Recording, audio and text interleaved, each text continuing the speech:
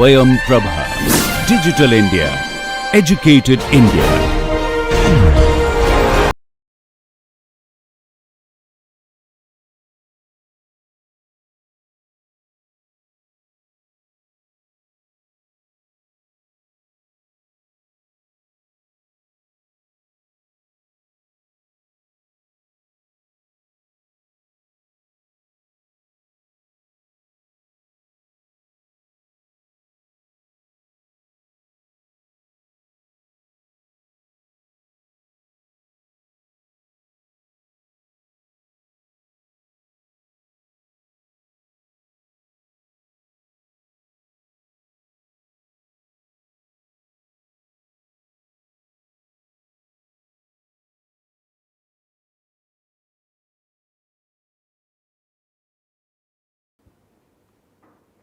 Welcome back to lecture number 51 of this course titled Robust Control. So, over the course of the last 5 to 6 lectures, we have digressed a bit from the original tools that we had developed during the first few lectures of this course, in the sense that we looked at these seesaw plants whose characteristic polynomials essentially determine their stability, and then we saw that if there was some uncertainty about this modeling of the seesaw plants, in the sense that we do not know for sure what the values of the coefficients of the characteristic polynomial were, then was there a way to tell whether over a whole set of uncertain values that these coefficients could assume, the system will be stable or not. And we ended this with a fantastic result due to Kharitonov, which said that if you have this special class of family of polynomials, say interval polynomials, right, then it suffices to check for 4 very special polynomials and their stability. The test for stability is not really that difficult, as anyone who's undergone a course on undergraduate control theory can vouch for. All that you have to do is to pass it through a Routh table like test. Provided all the 4 polynomials hold out against this test for stability, we can be sure that the entire interval family of polynomials is stable. It's a necessary and sufficient condition. So, it's about time that we now put that kind of investigation to rest and get back to looking at the kind of models or kind of structures that we have invested most of our time and effort in this course towards. So, let us consider that now instead of a given plant, you have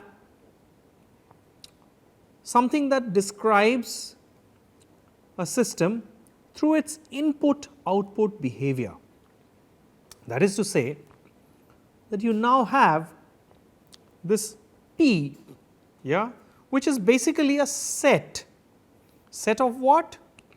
A set of pairs W and Z, such that Z is the output for an input W. So, when can this arise? If you reflect on a bit on how we started this course, maybe in lecture 1 or 2 or thereabout, we introduced this very notion. What did we say? See, uncertainty can creep into a system from various sources. One source could be that, well, we have modeled a system now, or we have captured its physical behavior at this point, but over the course of time that changes due to wear and tear of parts and so on and so forth. This is something that engineering systems are not free from. Now, we want to find out if our system will still be able to perform up to the mark despite this degradation in some of the parameters of the system. That is one reason why we want to study uncertainties. Okay? We want to see if even if the nominal parameters of the system have changed, whether the new system, the changed system, is still able to deliver on its promises. That is one source of uncertainty. So, we captured a whole family of systems, family of plants, as we have seen in the last few lectures, and we want to find out if we want to ascertain if they are all stable. The other could be deliberate under modeling, right. Again, this is something that we have spoken about. So, this is deliberate under modeling, we are doing this on purpose, knowing fully well that we are not capturing everything. Why would we want to do this? Well, a very strong justification for this is that the system is too difficult to capture in a mathematical form, right? It's intractable even in some cases, right? It's very complex. Wouldn't it be nice if we can capture a very complex system and its behavior through a bunch of simpler systems, right? So, I will try to introduce a bit of a set theoretic notation, and initially it might feel a little alien to many of you, but I assure you that subsequently what we shall be doing will not involve too much of a dallying into this kind of set theoretic notation that we are introducing now. So, right now this only set that I have said is this plant is captured by its behavior, in other words input output pairs that are feasible, right. So, if this input output pair belongs to the plant's behavior, I have not defined what a behavior is, it is pretty sophisticated notion that way, but nonetheless I hope you understand from this that if this plant admits this particular input output pair as a legitimate pair, right, then this is part of the plant's behavior, right. So, this set captures the plant's behavior in other words. We may not have a very precise mathematical closed form expression for the model of the plant, right. So, this may be something super complicated. In that case, can we come up with some simpler descriptions, maybe multiple plants, not just a single plant, right. So, of course, if you are modeling this by a single plant, then that is tantamount to capturing this exact model of the plant. But we do not want to do that, we want to capture the model of the plant over a range of inputs, some inputs of our interest. And if you think about it a bit, do not we do this even at our undergraduate level, when you talk about this idea of steady state error. We basically handpicked 3 special types of inputs, right. We picked this step, the unit ramp and the unit parabola, and we said this is all that we are going to concern ourselves with when we deal with the study of steady state error, right. So, it is not like we cooked up all possible inputs and said, yeah, we want to study the steady state error for this input and for that input and so on and so forth, right. So, it has always been the case that we know essentially for an engineered system at least what kind of inputs that system is going to get, right. And for that particular type of inputs, if we know what are the kind of outputs that the system spits out, then we can just have a kind of a lookup table, kind of a bookkeeping, right, and we can say that collect this set together, this input output pair, for this input there is this output, for this input there is this output, and this entire collection is this set P, right. Now, we want to capture this through some mathematical model of the form like input output relationship, that Z is equal to some M acting on W, where W is the input and Z is the output. Yeah, we want to capture this through some tractable model where M is hopefully something that we understand much better, that we have a better handle over, right. That is the goal behind deliberate under modeling. But remember that this M model that you pick, it might work for a very limited class of inputs, whereas you are interested in a much larger class of inputs. What do you do then? Well, for one particular type of input, maybe M captures this actual plant very well, but for other types of inputs it does not. So, maybe you choose from a whole family of plants, this M that you choose or this G that you choose this from a larger family of plants and say that, okay, if the set of inputs is like so, then this model captures the input output behavior. If the set of inputs comes from this set, then this particular model captures the input output behavior and so on and so forth. So, you string together all these models, right, all these possible G's that you pick out, and that gives you a collection of different plant models. Each of them are simpler plant models than the original plant model, but now you are admitting a larger class of plants. So, that is a price to be paid in exchange for not modeling the exact plant, right. What you are trying to do is you are trying to capture the input output behavior through several different multiple plants, and this is in some sense conservative. Why is it conservative? Because you are now saying that for this whole family of plants that you choose, right, you want your system to perform well. But remember, your actual system is not going to be captured by any one of these models over the entire array of inputs that you apply. So, you are being conservative in the sense that you are saying, okay, let us just say that you have G1, you have G2 and so on, and you have say Gk. So, these are your all possible plants from the set G, calligraphic G, if it looks like a calligraphic G, that is, right. So, you say that for certain input output pairs G1 fits the model perfectly, for certain other input output pairs G2 fits the model perfectly. So, over this entire, of course, this looks like a finite family of plants, you can have an infinite family as well. The point is that if you are looking for this entire family given by calligraphic G, then you are asking essentially that G1's behavior or G1 should meet certain performance goals for all possible inputs, but I do not care about that in reality, no.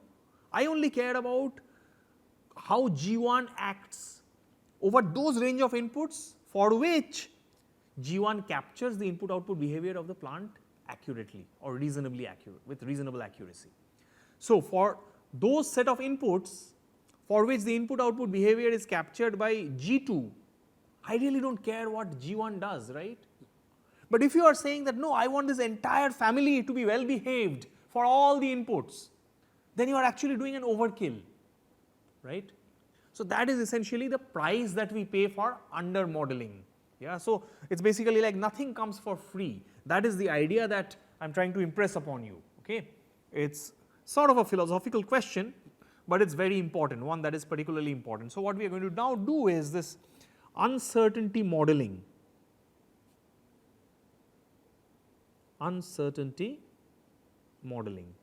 okay. And hopefully with the discussion that we have had, this brief discussion that we have had at the beginning of this lecture today, you have actually seen the value of this uncertainty modeling, that the way in which we capture the uncertainty is very important, right. So, enough of the motivation, we have understood that there are different sources of this uncertainty. It could come from the system's perturbations, yeah, that the system model is not completely known, yeah, or we could also deliberately under model the system even if we know the entire model of the system, but it is overtly complicated. So, we deliberately under model the system. Okay. So, there could be both reasons, and both are very strongly justifiable reasons for under modeling and for capturing or for considering uncertain plants instead of an exact model. What we however always do is that the plants are always deterministic. Okay. So, we do not consider stochastic systems here, okay. That is very important. So, no matter what plant we choose, these are all uncertain plants, there is the entire family of uncertain plants, but they are all deterministic models. Okay. So, they are deterministic plants. So, how do we go about our business here? So, we use, sorry, not this G, we use GI to model this P that we have here, all right. And now, let us say we define this set R GI is equal to WZ such that, so I will now make precise, the discussion that we have had. Yeah, I will make it a little more formal, but do not fret too much if this gets a little too heavy on the set theoretic notation, because eventually we will not even be referring to these sets RGI or RG or whatever we define, all right. So, what is this RGI? This is again a set of behaviors, input output pairs, which are captured by the action of GI on W. Okay. So, these are our RGIs. Now, we say that we also define this other set RG, which is equal to WZ. So, maybe I should not really write this like this, yeah, it could potentially be an infinite set. So, let me leave that possibility open.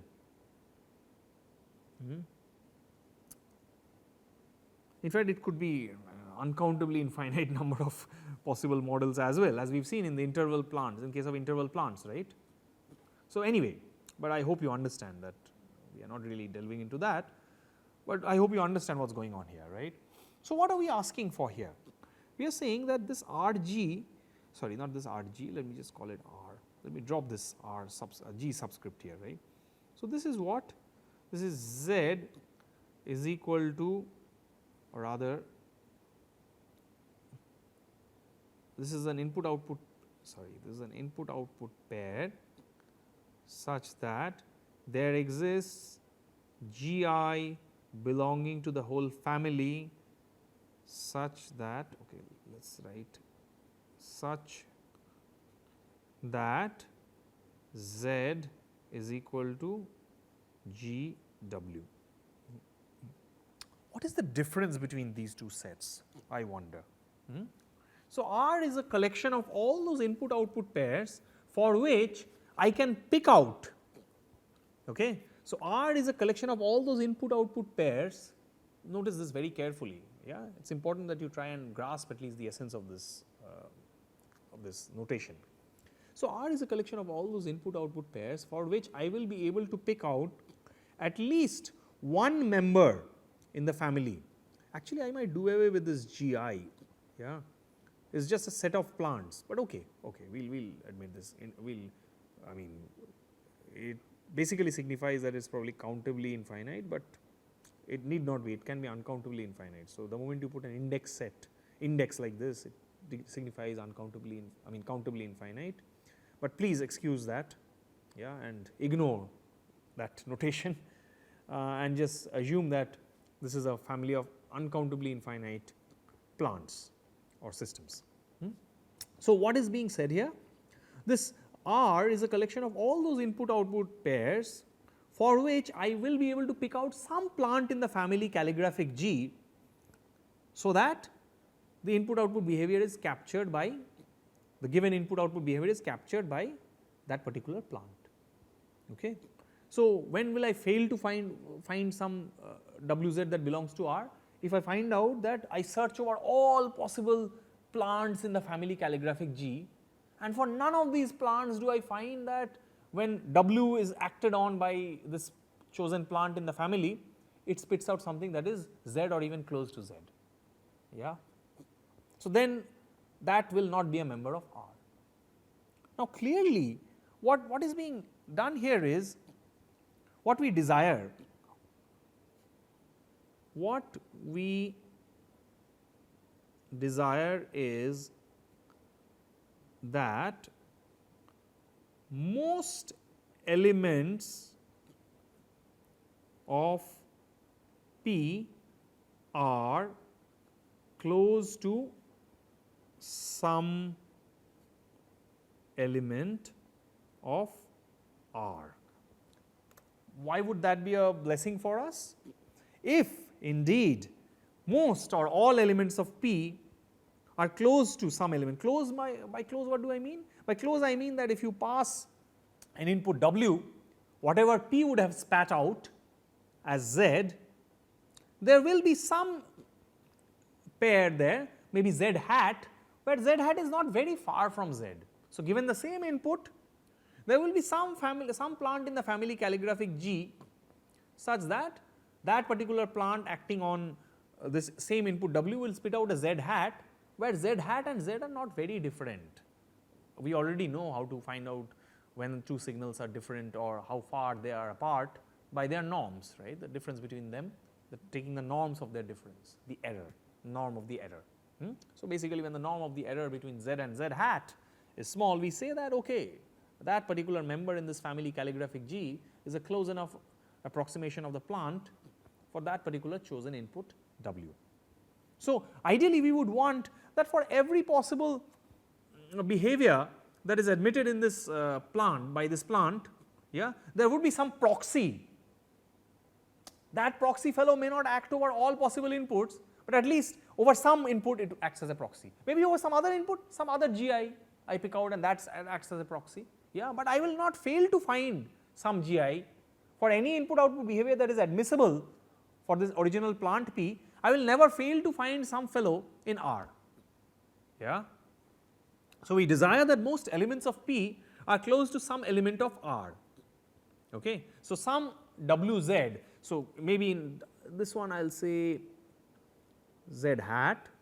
So, what I mean by that is Z hat minus Z, this fellow's norm is smaller than epsilon. That is essentially what it means. Okay.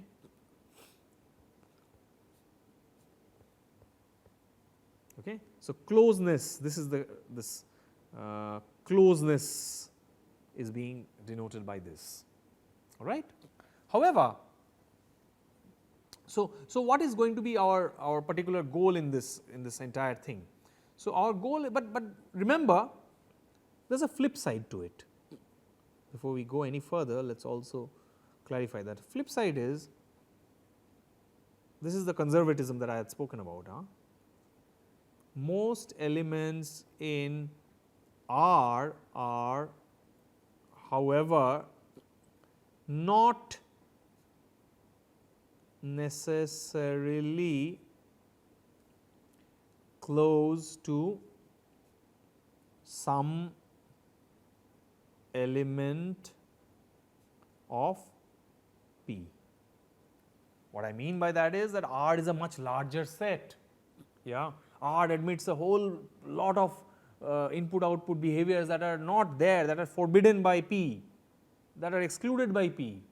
Yeah. So, when you are considering R as your input output behavior set, right, and you are trying to model some, you are trying to capture the uncertainty likewise, and you are trying to design your compensators later on for all those behaviors that are admitted by R, you are actually being very conservative. The actual plant may not require that much design complication, right. But the point is, this is the price that one has to pay eventually for this deliberate under modeling. Yeah, the price, the positive side, the upshot of this is that you now have these GIs which come from a family which we hopefully understand much better. Okay. So, from darkness to light, we have no clue about what sort of functions, what sort of operators can capture the behavior of P. From that, we are now capturing this behavior through plants or through operators, GIs, which we understand much better. In most cases, the goal in robust control will be to pick these GIs to be such that they are linear time invariant. Yeah, because this whole robust control theory that we have developed, yeah, is built upon this premise that all of this should work for linear time invariant systems. So, what if we could capture a really complex model through a linear time, through a set of linear time invariant systems, right. So, that set is the uncertainty set, the set of all possible uncertain plants. So, we want this to work for all possible uncertain plants, but that set is a much bigger set than what would possibly be captured by the original plant in question, and that is the price we pay. Okay. So, with that being said, let us just embark on this journey, and okay, let us give you an example, for instance, of how this can be captured and in what sense this can also turn out to be conservative. Okay, so just a fine point here, this actually should not have this, yeah, this GI, because although I know I have listed it as if there are countable number of elements in this set G, but there is no reason to suppose that this has countable number of elements, right. It could have an uncountably infinite number of elements inside this set G. So, we are only concerned with the fact that there exists some G inside this calligraphic G, this set calligraphic G, such that Z hat is equal to GW. Okay. So, that is just a niggling little clarification that needed to be made. So, hopefully that clarifies things. Yeah. Do not assume that this is countable, there is no reason to restrict ourselves to calligraphic G sets, calligraphic G, which are only going to have countable number of elements in them, all right. That is in general not going to be the case. So, suppose P is given by all those input output pairs such that ZT is equal to f of WT, some f, yeah, for all T. Suppose it is known that,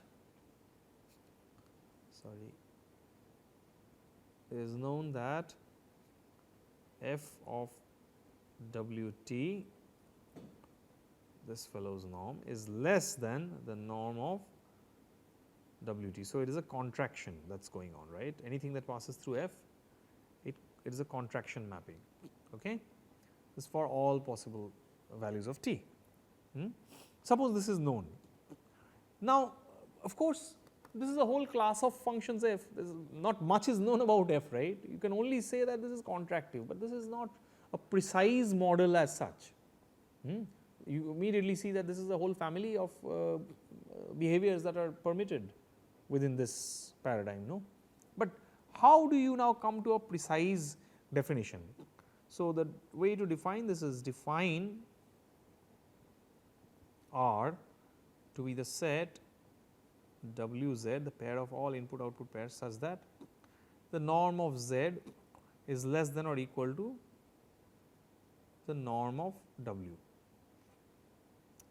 So, you clearly see that F is one contractive map, right. Yeah. But when you are taking this set R and flying with it, you are basically designing something, or you are basically analyzing for all possible contractive maps, right.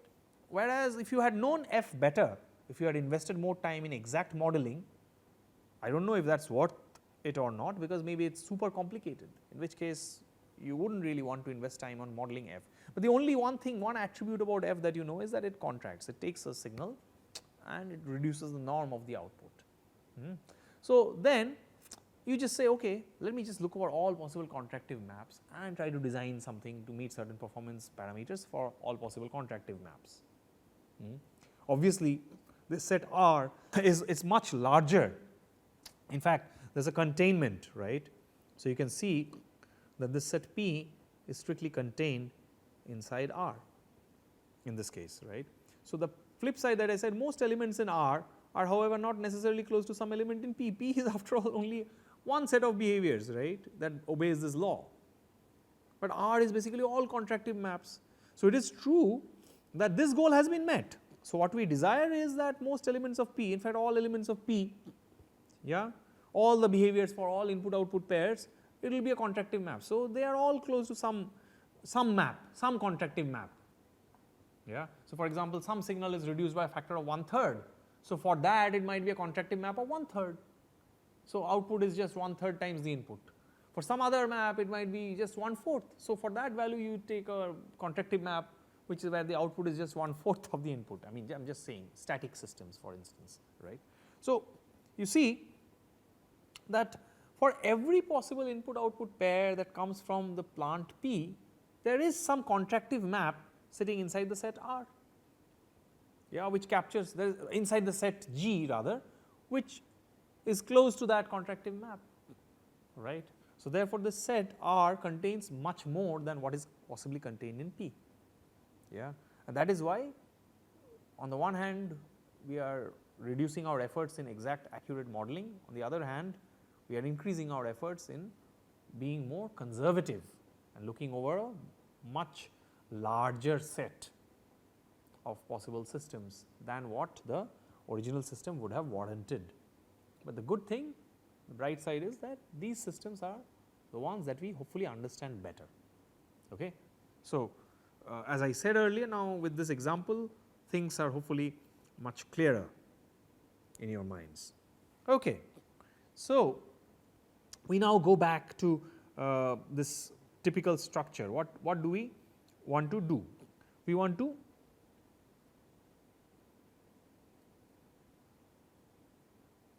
parameterize the set G, because if we can parameterize the set G, remember I would try to relate this with the interval family. So, all interval plants, in fact we have not dealt with interval plants really, we have just shown interval polynomials.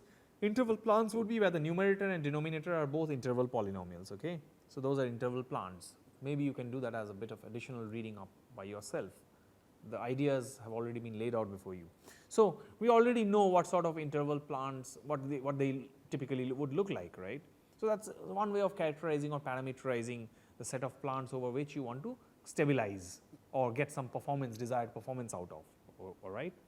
So, in the same spirit, you do not want to just choose any arbitrary family G, calligraphic G, right. You want this G to be parameterized in terms of something, right. So, we want to parameterize G, which is the family, right. So, that would be our goal. all right. Now, in trying to do so, we will try to capture it in this fashion. What do? We have, suppose, an operator M, and this is the input W, this is the output Z, and let us say something coming out of here which is P, it passes through some delta which we as yet know not much about, and then this is Q. Okay. So, with this M delta structure is what it is called,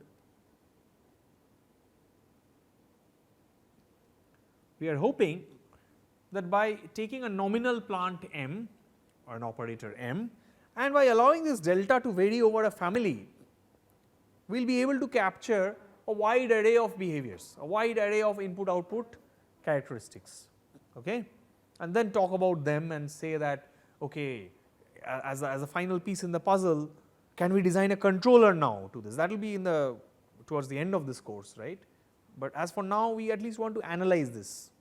As a starter, if you are given an uncertain family of plants represented in this M delta structure, we want to at least have a tool before us to analyze this.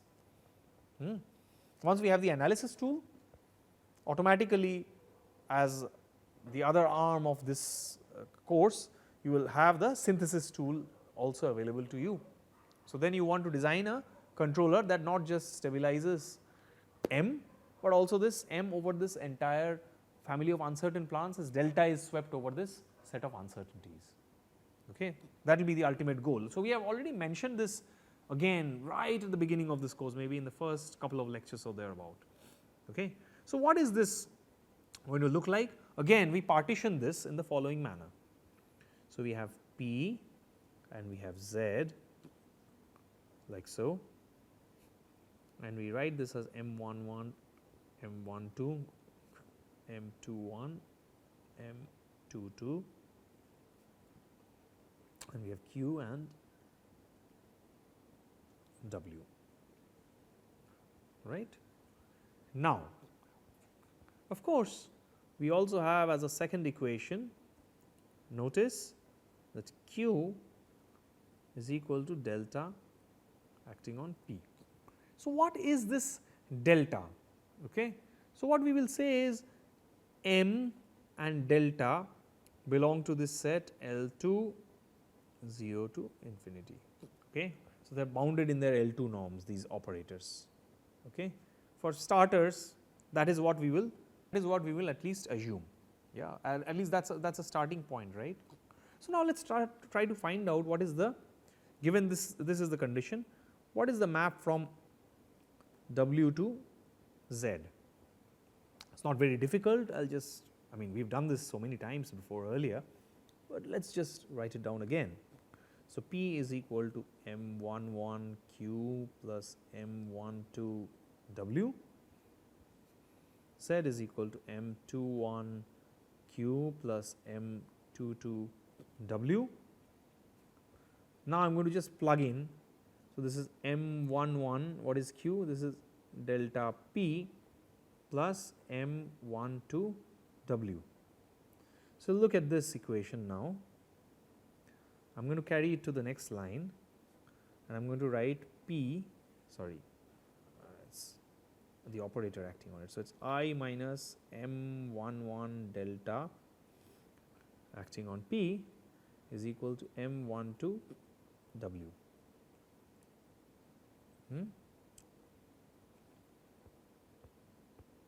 So, assume I minus M11 delta is invertible, a very crucial assumption.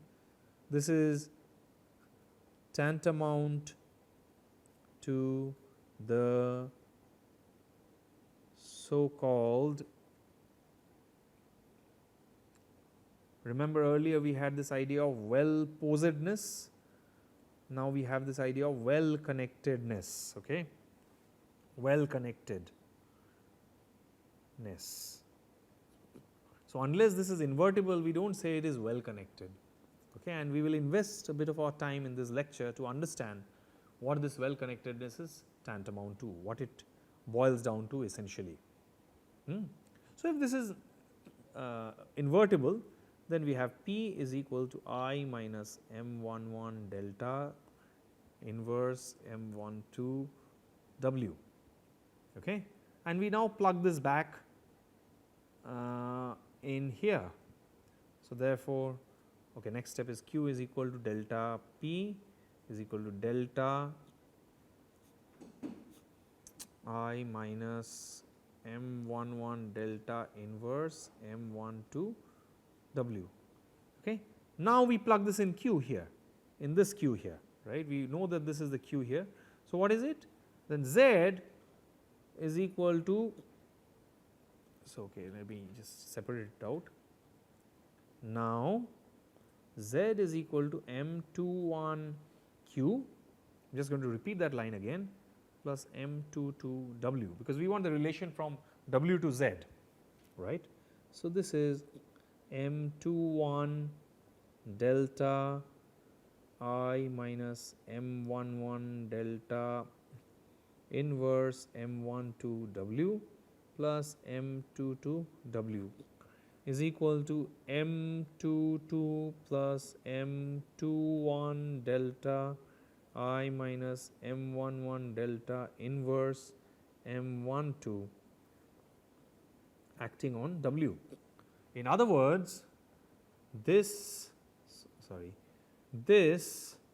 we will define as the star representation with an over bar, yeah, star representation of what should I call it, M delta, yeah, not a bracket, the star representation of M delta, the upper star representation of M delta, okay.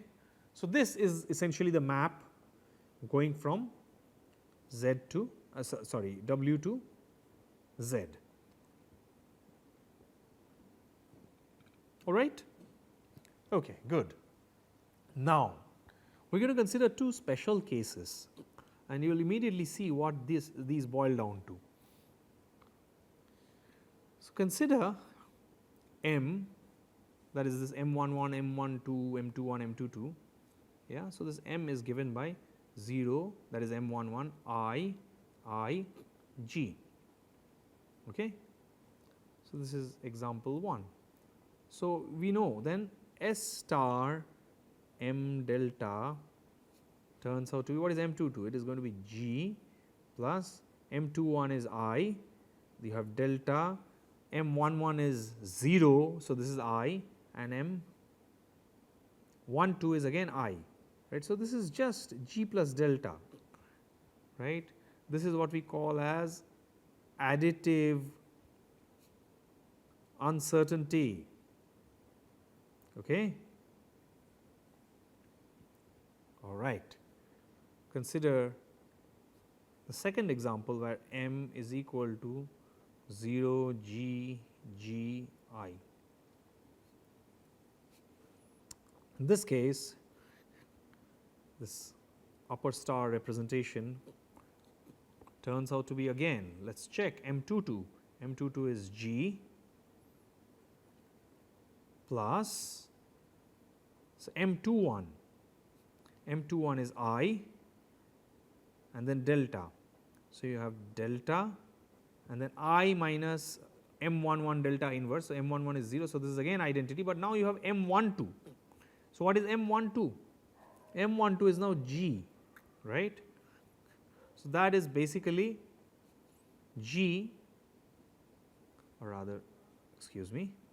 So, that is basically equal to I plus delta acting on G, unless I am mistaken, which hopefully I am not, all right. So, this is what is known more commonly as multiplicative uncertainty. You may now think about this the corresponding seesaw case, how this transpires. In case of seesaw, you will say that there is some plant and there is some additive uncertainty. So, it is like parallel connection, right. So, if this is G and this is delta, right. So, that is how your signal goes in. Yeah, in the seesaw case it is very easy, you have seen transfer functions, right. So, let us say this is g of s, g hat s, and this is delta hat s, right. Yeah. So, that is what the additive uncertainty looks like. Anyway, we will not dwell too much on these specific structures and so on for the time being. But what I want you to recall again is that the crucial step in all of this was the assumption that this fellow I minus M11 delta has to be invertible. This is such an important property that we call it, we give it a name, this definition. Okay. What is this the definition of? So, we say robustly well connected. So, what is the notion of robust well connectedness? We say that for a given operator M and an uncertainty set delta. Okay. So, this is a big thick delta that I am going to draw here, thick delta. The M delta structure that we have drawn, the M delta structure is robustly well connected if I minus M11 delta is non-singular for all delta belonging to this family, this thick delta. So, this is the important thing here, you see this set, this bold delta, this thick line that I have drawn in this delta, right. This is a whole family of uncertainties, that is what makes it robust. So, why use the term robust here unnecessarily if it did not convey any meaning? Of course, it does convey some sense. It says that I am not looking for any one particular delta, I am looking for a whole family of deltas that belongs to this thick delta set, yeah, the one I have marked with a bold line here. So, this bold delta. So, for every uncertainty belonging to this bold delta, this uncertainty set, if I am assured that I minus M11 delta is non-singular, that is it is invertible, then we say that we have the robust well connectedness condition met. So, typically, so this is where the definition ends. So, typically delta, this thick delta is a unit ball in the operator space. Again, it should remind you of contractions, no. So, these are all operators which reduce the norm of the input when they spit out the output, right. The output's norm is always going to be reduced compared to that of the input. That is what this is, unit ball in the operator space, all right. That is what, in the space of operators. So, this is typical, but I want you to bear in mind that there is nothing sacrosanct about a unit ball. Okay. So, it could be a ball with a radius beta for all I care. The point is that when it is a ball with a radius beta, the condition that we will derive right now very soon, you will see it is not very different from the condition that we will derive for a unit ball, and that is why we consider it to be normalized. So, without much ado, let us give this so called test. It is a small gain condition or test for, I am sure you might have already guessed what this is, well connectedness.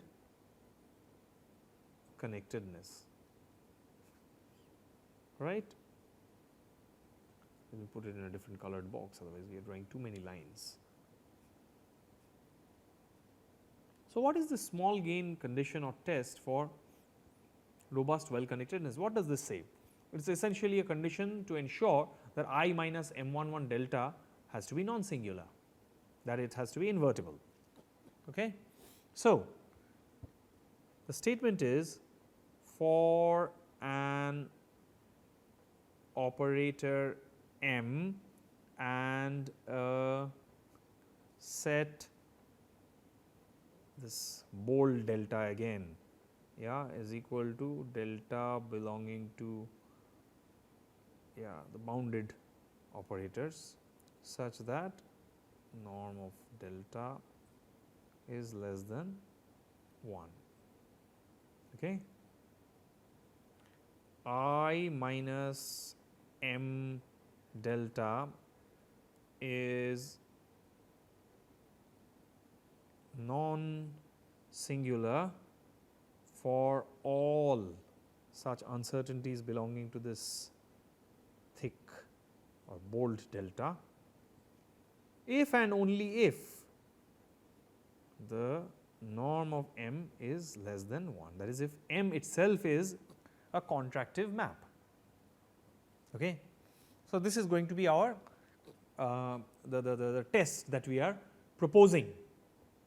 Okay. So, in other words, if you want this to be invertible, then you had better ensure that for such bounded uncertainty sets, right, such that these deltas are smaller than 1, you better choose this nominal operator M also to have a norm less than 1.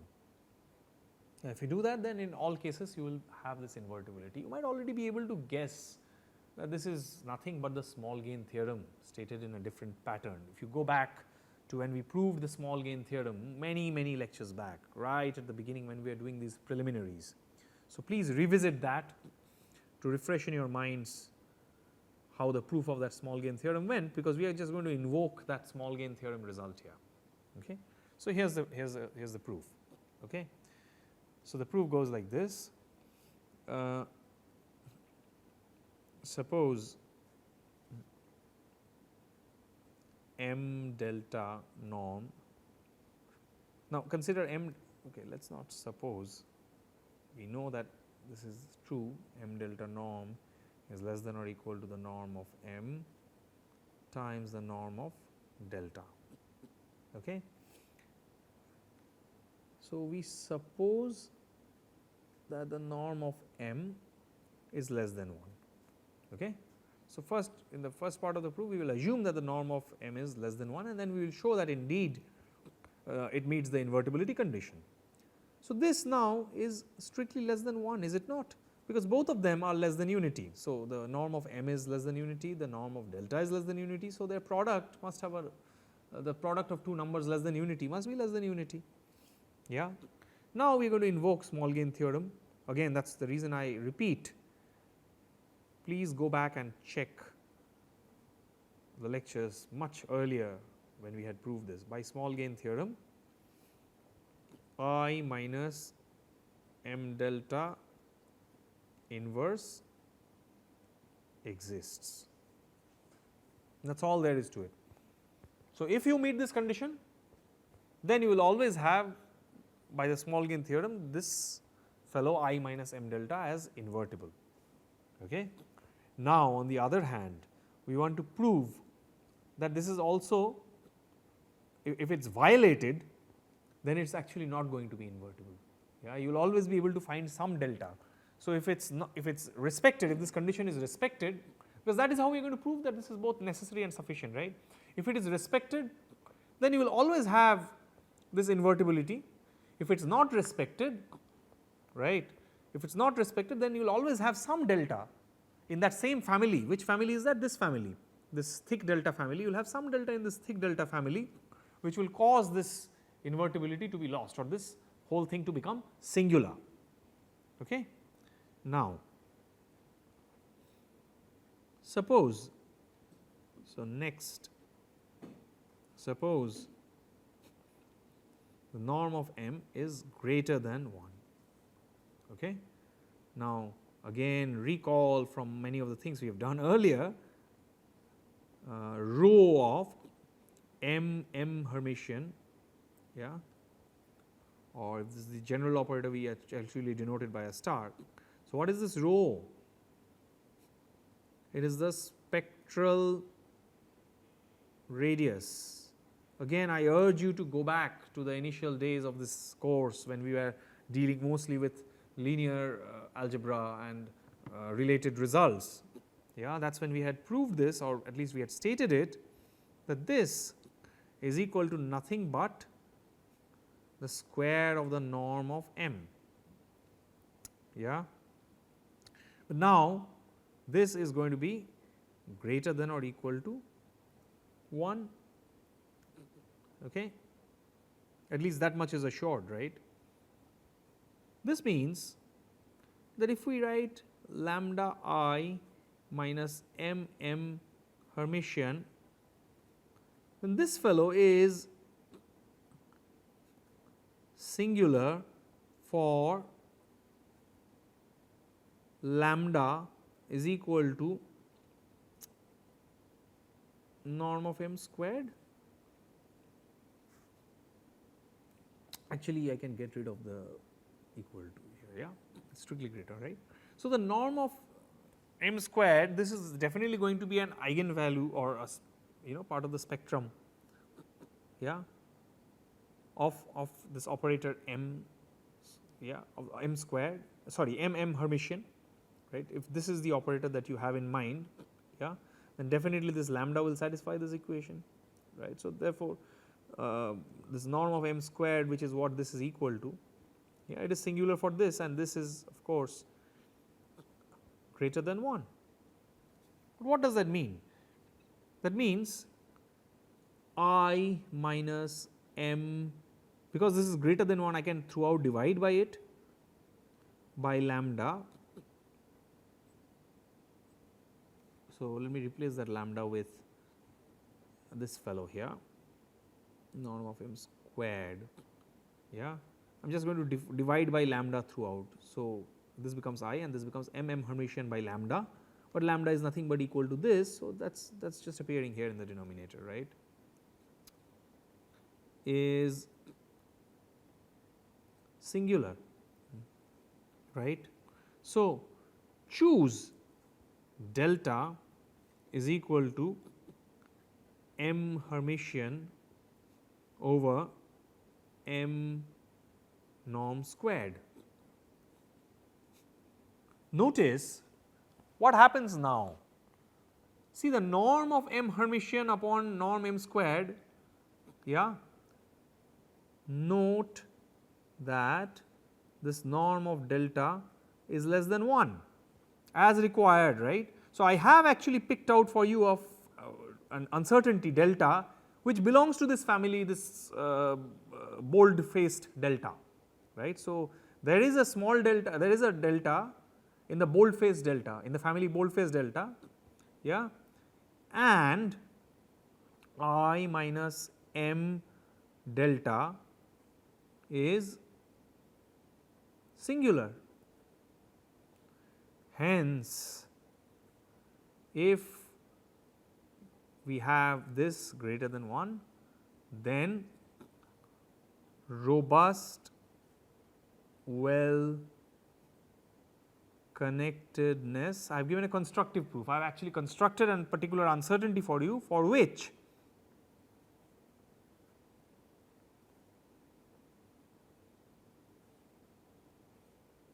does not hold. Yeah, I have constructed a delta explicitly for you, for which this will be thrown off, this robust well connectedness notion will go out of the window, okay. So, we see that this is a necessary as well as a sufficient condition, this so called small gain condition or small gain test.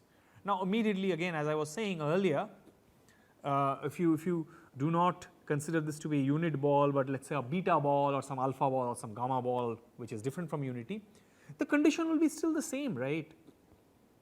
Yeah, you will still, instead of this norm of m less than 1, you will then have norm of m less than 1 by beta or 1 by gamma or whatever you have chosen, right. The test condition still remains the same. So, without loss of generality, we always normalize it, yeah. That is the only point that we need to bear in mind, all right.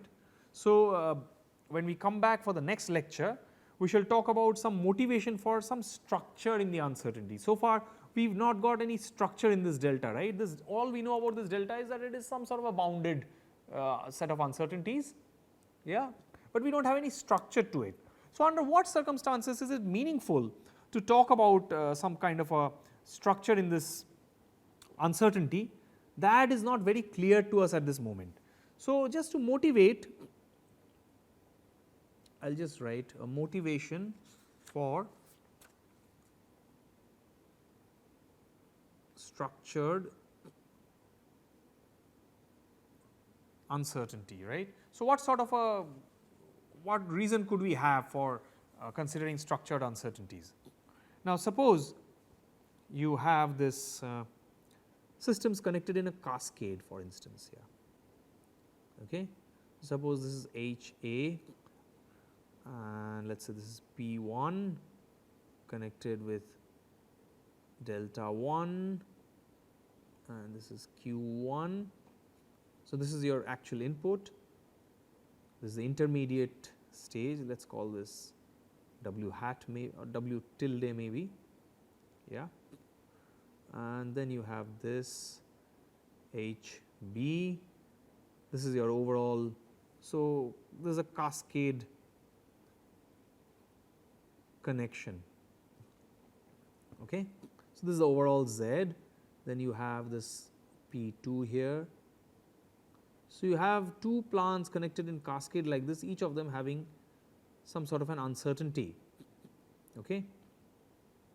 So, remember, individually speaking, delta 1 and delta 2 are unstructured uncertainties, in the sense that all we might know about them is that they are somehow bounded, but we may not know exactly in what form, like in the operator notation in a matrix structure, if we put them, what sort of entries, what sort of a 0, 1 non-zero condition they will have, what sort of a structure that matrix will have, right. We do not know nothing about it. But taken in the overall sense now, let us just say that we define the P signal, which was earlier a single signal in case of a plant. Remember this, let me get draw your attention to the original M delta that we had, yeah, here is the P. So, now if you want to club together this overall cascade combination into a nominal plant and an overall uncertainty. So, we want to reduce this. So, what is our goal? Our goal is to reduce this to an equivalent M delta structure, where we have this M, which will be of course the functions of these H's, yeah, and we have some delta which will be exclusively the part of. So, this is our W, this is our Z.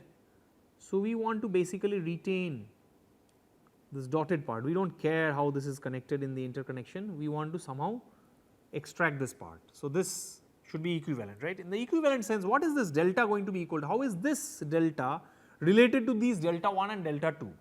And funnily enough, it does not require too much exercise to check that if you define your P signal to be P1 and P2 and you define your Q signal to be Q1 and Q2 in this way, then of course, I mean you can go ahead and do the entire calculation, yeah, you can write down P1 W tilde is equal to HA11, HA12, HA21, HA22 and this is Q2, sorry this is Q1, I am sorry, yeah, this is Q1, it is very standard really, W, right, and then you have Q1 is equal to delta 1 P1 and in the second case you have Q1, sorry, the second case you have P2 Z. So, remember I am concerned about plucking out this Z and this W and eliminate everything else in between, right. So, that is what you have to do, so that you can take as an exercise. So, it will be a good exercise in eliminating variables essentially, okay. So, take that as an exercise, but what is not going to really cause you to break a sweat is to see the following that, okay, let me just write this down, that will actually give you an exercise to work on. HB21, HB22, and this will be, I think, Q2, and this is W tilde. So, you have to eliminate everything, you have to eliminate W tilde, you have to eliminate P1, P2, Q1, Q2 from all of these equations and get everything down to this relation between Z and W. But in between you will also come across relations between P1 Q1 and P2 Q2. So, if you just club together these two relations, what does it look like? You can write P1 P2, sorry, rather Q1 Q2. So, you can write Q1 Q2 is equal to delta 1 0 0 delta 2 P1 P2, and lo and behold, what have we here? You see, if you call your overall signal the accumulation of P1 and P2 as the overall P, yeah, that is going through the uncertainty block. So, then this uncertainty, at least you can see immediately that this is what your overall delta looks like. So, remember, there is no structure inherent to delta 1 or delta 2 per se, but if you are connecting those two in cascade because of the interconnection.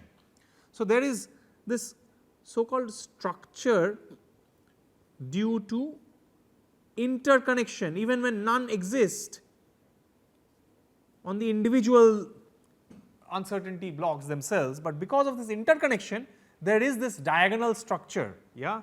So, let me call it a diagonal structure merely by virtue of this interconnection, right. So, that is important, that gives us a strong motivation for studying structured uncertainties even when the original uncertainty may not be structured. So, when we come back in the next lecture, we shall delve deeper into these notions. Till then, take care. Thank you.